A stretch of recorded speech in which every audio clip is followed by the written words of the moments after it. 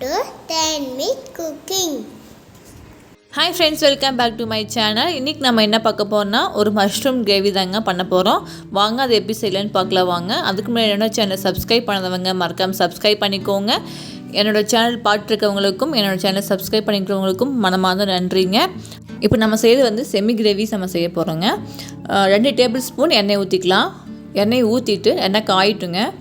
காஞ்சதுக்கப்புறம் ஒரு பிரியாணி இலை, 3 கிராம்பு, ஒரு துண்டு பட்டை, அன்னாச்சிப்பூ ஒரு இதழ், 1/2 ஸ்பூன் சோம்பு எடுத்துருக்கேன்.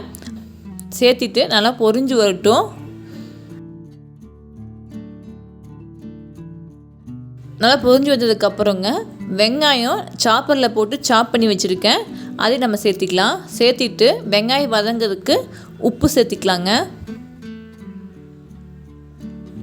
ஒரு வெங்காயம் வந்து நல்லா கரைஞ்சி வந்துடும்னு வெங்காயம் நல்லா வதங்கினதுக்கப்புறம் தக்காளியும் சாப் பண்ணி வச்சுருக்கேன். அதையும் நம்ம சேர்த்திக்கலாம். காரத்துக்கு ஏற்ற மாதிரி பச்சை மிளகாய் சேர்த்திக்கலாங்க.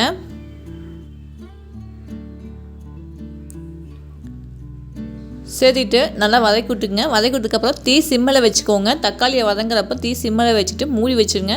சீக்கிரமாக தக்காளி வெந்துடும். இப்போ தக்காளி நல்லா வெந்துருச்சுங்க. அப்படியே அடியில் பற்றி போகாமல் பார்த்துக்கோங்க. பாருங்கள், இந்தளவுக்கு தக்காளி நல்லா வதங்கிடுச்சு. இப்போ இஞ்சி பூண்டு பேஸ்ட்டு 1 டேபிள் ஸ்பூன் எடுத்து வச்சுருக்கேன். அதையும் நம்ம சேர்த்திக்கலாங்க. சேர்த்திட்டு கருவேப்பிலை முன்னாடியே சேர்த்திக்கோங்க. நான் முன்னாடி சேர்க்க மறந்துட்டேன், இப்போ சேர்த்திட்டேன்.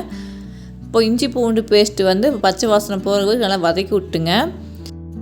அது சீரக பொடி இருக்குது பார்த்திங்களா, அது 1 ஸ்பூனு பொடி பண்ணி சேர்த்திருக்கேன்.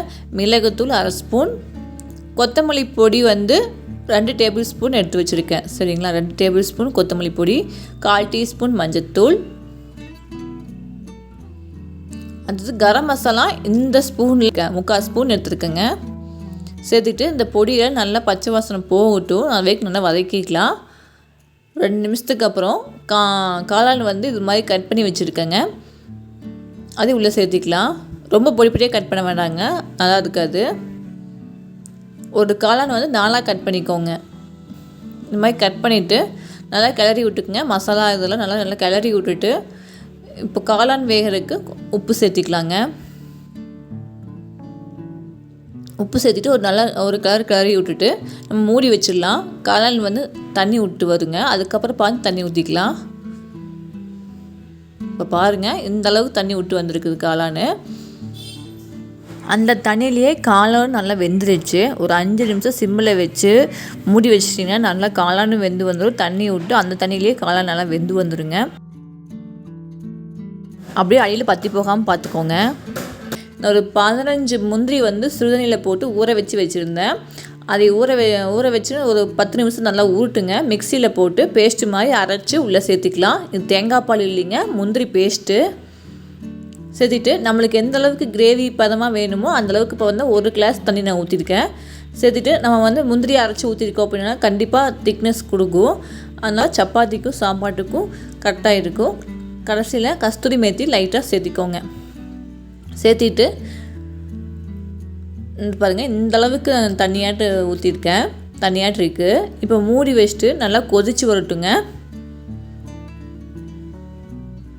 இப்போ நல்லா கொதித்து வந்துருச்சு. இப்போ பாருங்கள், நல்லா கிளறி விட்டுக்கோங்க. நம்ம முந்திரி அரைச்சி ஊற்றிருக்கோம் அப்படின்னா அடியில் அடி பிடிக்கும், பார்த்து கிளறி விட்டுக்கோங்க. அப்பப்போ கிளறிவிட்டு எனக்கு இந்த ஸ்டேஜில் எனக்கு கரெக்டாக இருக்கும். இப்போ கொத்தமல்லி தழை போட்டு அடுப்பு ஆஃப் பண்ணிடலாங்க. மண் சட்டி அப்படிங்கிறனால அடுப்பு ஆஃப் பண்ணாலுமே அந்த குழம்பு கொதிச்சுட்ருக்கும்.